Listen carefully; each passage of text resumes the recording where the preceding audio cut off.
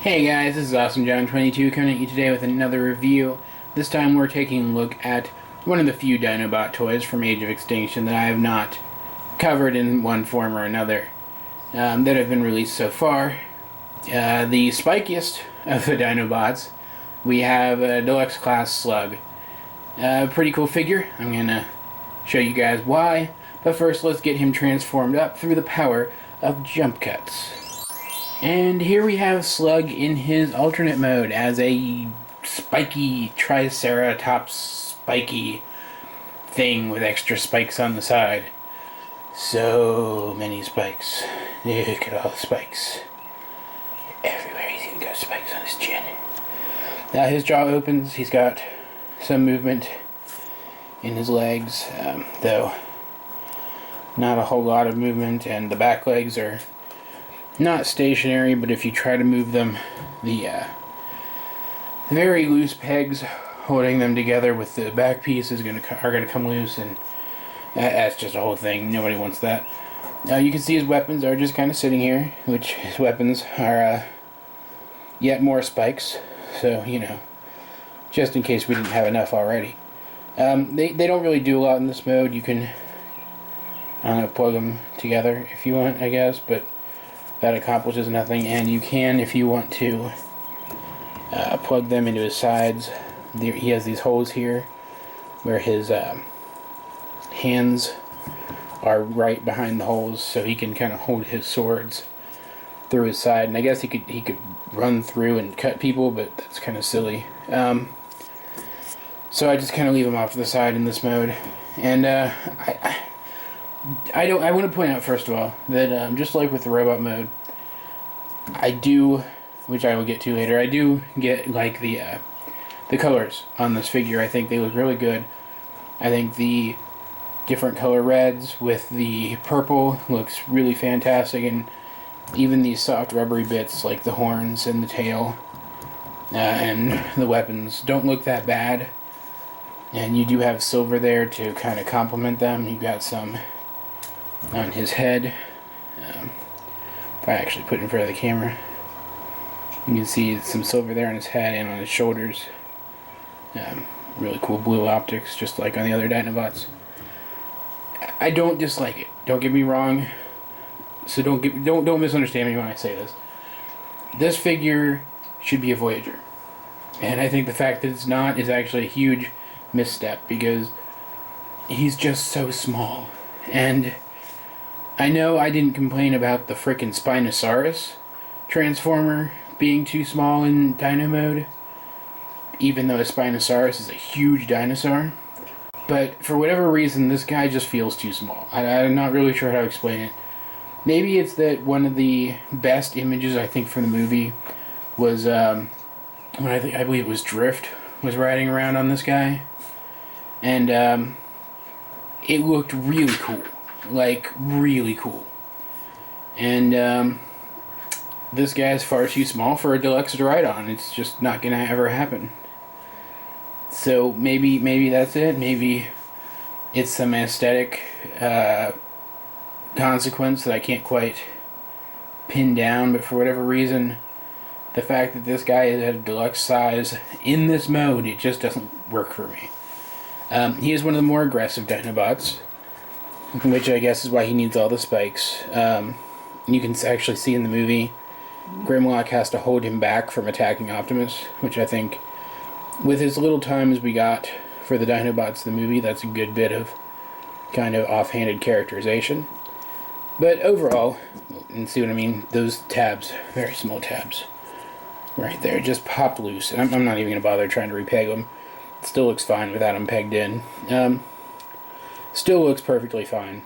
So it's not like I'm going to say don't buy this figure just because I feel like this mode's too small. The mode itself still looks good. It's still recognizable as a Triceratops. It's got a good color scheme, and it's a decent beast former. We're going to see in a minute. It's not the most complicated transformer of all times, but it's not bad. So what we're going to do is we're going to start up here, and his entire face does split. Even the soft rubbery jaw and horns, kind of like the the thing from, well, the thing. But we don't really need to split those yet. I just want to show that off. I think that's interesting. On older toys, they would have just been lazy and left the horn on like one half of the head or something. I think that's cool that they didn't. We're going to fold up his tail. We're going to come here, and we're going to straighten out his leg. And then fold his dino feet down. And do that on both sides, and then fold out these, what were back spikes. And they'll become the feet. And you kind of have to gauge when to stop them. It's kind of right there, because they do continue forward. But if you fold them too far forward, obviously he'll fall over. And his legs are done. That's literally the entirety of their transformation. Move the camera up a bit. Come up here. And let's do this first. Bring these forward, like so. Which will give us room to bring these down. And try not to pop anything off, because I have popped bits off of this guy several times while transforming him. I'm trying not to let that happen again. We're going to fold these down and then split the whole thing. And it's a little tricky. And then fold these in to kind of fill in that gap there. And then we're going to fold these panels around, which actually opens up the inside and allows the fists to be folded out. And then his front dino paws, once this is all folded into place, his front dino paws actually have little tabs that peg into the little holes there. And they make these kind of hip skirt pauldron-y things. I don't know what you call those. I know it's pauldron on a shoulder. I don't know if it's a pauldron there too. And very simply, there we have him in his robot mode. And just as with his alt mode, Slug looks very good in robot mode just from a pure dynamic standpoint. He's got some screw holes in his shoulders that I think are a little annoying. I'm zooming in a little bit on that. Yeah, you can see he's got a really cool, again, a knight motif for the helmet and the big armor and stuff. But he's got little holes there for the screws. But overall, some really nice detail and some really quality molding and color. And zooming back out and bringing him closer to the camera now, you can see some really good red paint there. They've got some more silver there on the new head. The really cool multiple shades of red and purple and stuff carry over into this piece. An Autobot symbol there on his arm, and looks good. I mean, he's a really good looking figure. I think he has a couple issues. I think the tail making this kind of battle skirt thing on the back doesn't work. It's too big. I do like how his shoulders become back spikes, though. I think that's kind of cool. And he also has this weird bowing to his legs. Let me bring his hand up out of the way so you can see what I mean. And while they function properly and everything, there's a knee joint here, another knee joint here technically, though I think that's a little too high, a rotation joint, and a full hip joint. It's just, he looks like his legs should be like so, but then he leans forward and remarkably still stands. So you have to reposition everything, and because of this big skirt, you can't bring his legs back too far, so you end up having to bend his knees, and I don't know, it works, but I just wish it worked better, let's put it that way. He has in and out movement at the shoulders, and very hampered forward and back movement at the shoulders because of the giant shoulder pauldrons. Rotation and an elbow bend and a in and out at the fist, and his head is on a ball joint. He also has waist articulation, and he can hold his twin spiky swords, as we saw in the intro.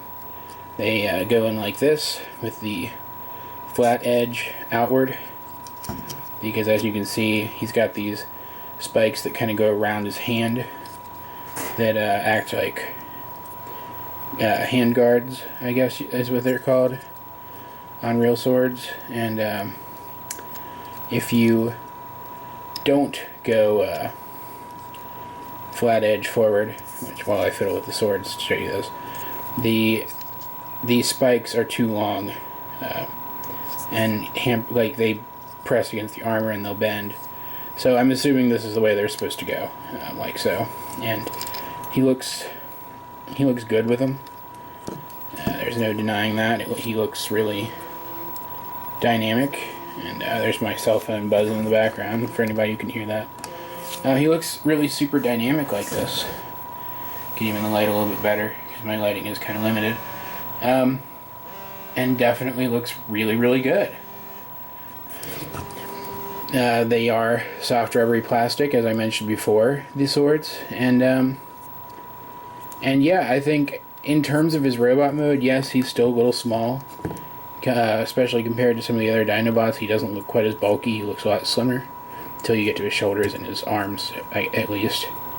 But he looks he certainly feels more proportionate in this mode than he did in his Dino mode. The only thing I wish they had included was a mace, a hand mace, a la Bulkhead, for his right hand, as in most of the promotional art and design sketches that we have been treated to by the production department on the film of this guy shows him with a sword in his left hand and like a hand mace, a punching mace. I'm not sure if that has a specific name, in his right hand. And it's not like the toy designers just forgot that, because there are some simplified figures that include that weapon. This one just doesn't. And I'm assuming because making one mold for the weapons is cheaper than making two molds, even if you still have to include two weapons. You can make them from the same mold. It's not like you're designing more than one mold, and I'm assuming that's a cost-cutting measure, because this guy does have some pretty impressive engineering in him. He does not have to have a waist swivel, for example. They could have just molded all of this as one piece, instead of molding it as two pieces. So while I'd like to have a mace, I think the extra articulation is worth more than a second weapon. So if, let's say, not having the mace gave him that articulation, gave them the extra money in the budget to give him that articulation, then I'm perfectly fine with it. For a size comparison, here we have him with Strafe. And this is not the Spin Attack Strafe, this is the actual Deluxe class Generation Strafe that did come with a little mini-con version of Swoop Lake. That tall, but I already lost it. If I find it, I'll do a review of it, but I already lost the thing. So he's about standard size for these new Deluxes in this new line, but I didn't really expect him not to be. I don't know. I just wish overall he were a little bigger. That's really the only complaint I have about him. So, guys, this has been my review of Slug. I hope you enjoyed it. As far as recommendations go, I say pick this guy up. He looks good. He has good posability for the most part. Interesting enough transformation. And he's a Dinobot. Dinobots are cool, and I do recommend picking up the Dinobots from this line, if nothing else, because they are nice, and I think they are good enough to add to anyone's collection. So I say, pick him up. But yeah, that's really it for this review. Like, subscribe, leave a comment down below if you feel so inclined in the description below. You'll find a link to my blog as well as to my collections video. Check those out, and if you see anything in that collections video that you would like me to review, let me know and I'll see what I can do. This has been Awesome John 22, and I will talk to you guys later.